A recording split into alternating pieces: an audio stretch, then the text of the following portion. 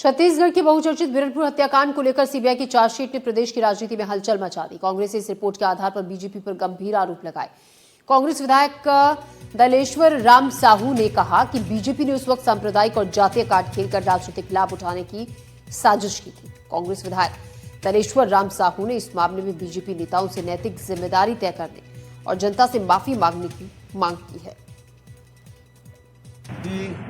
उस समय भारतीय जनता पार्टी के नेता लोग अभी आए, अरुण साहब जैसे लोग आए वहाँ पे, और छोटी सी चीज़ को इतना तूल देके आदरणीय रविंद्र चौबे जी के खिलाफ में माहौल क्रिएट किए। इसका सीबीआई जांच हुआ, उसमें चार्जशीट में स्पष्ट हो गया कि यहाँ पे कुछ भी नहीं था। उनको लेके एक विधायक बना लेते हैं और वो विधायक तो बना लिए,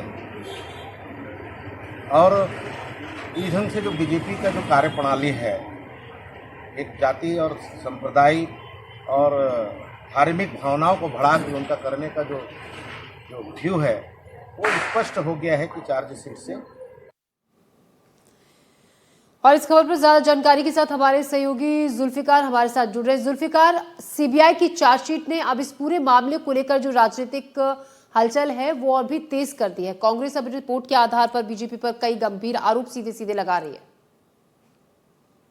बिल्कुल ज्योति, कांग्रेस अब इस मामले में आक्रामक हो गई है। कहीं ना कहीं कांग्रेस पहले बैकफुट में थी जब ये घटना 2023 में छत्तीसगढ़ में हुई, और उसके बाद भारतीय जनता पार्टी ने जिस तरीके से इस मुद्दे को भुनाया और सांप्रदायिक रूप दिया और जिस तरीके के आरोप लगाए कि इसमें राजनीतिक संरक्षण रहा है, उसके आधार पर पूरे प्रदेश में जो माहौल बना और भारतीय जनता पार्टी के तत्कालीन प्रदेश अध्यक्ष अरुण साव इसमें काफी आक्रामक रहे।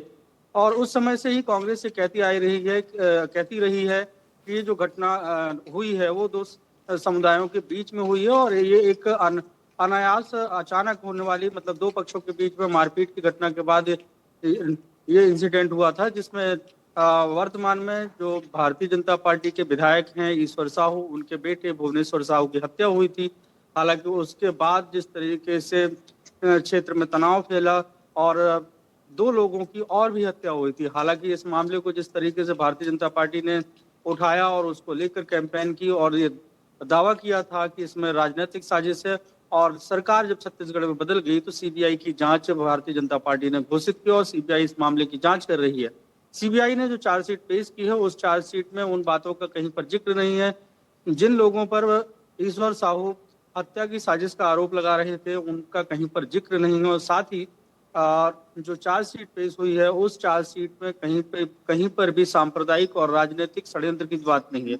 तो ये मुद्दा कांग्रेस पार्टी को मिल गया। यही वजह है कि कांग्रेस पार्टी इस मुद्दे को लेकर पूरे प्रदेश में प्रेस कॉन्फ्रेंस करके एक अभियान छेड़ा है और ये बताने की कोशिश कर रही है कि भारतीय जनता पार्टी जब कमजोर होती है उस दौरान सांप्रदायिक ध्रुवीकरण की कोशिश में रहती है और किसी भी मुद्दे को सांप्रदायिक ध्रुवीकरण करती है। इस तरीके के कांग्रेस पार्टी के आरोप है। इसी को लेकर चाहे पूर्व उप मुख्यमंत्री टी.एस. सिंहदेव हो या पूर्व संसदीय सचिव विकास उपाध्याय हो या तमाम कांग्रेस के नेता, ये पूरे प्रदेश में अलग अलग जगह जाकर प्रेस कॉन्फ्रेंस के जरिए और लोगों को ये बताने की कोशिश में लगे हैं कि भारतीय जनता पार्टी ने जो बीरनपुर का मामला उठाया था वो पूरी तरीके से गलत था और सांप्रदायिक ध्रुवीकरण का था। कांग्रेस की सरकार ने जिस तरीके से कार्रवाई की वो सही थी।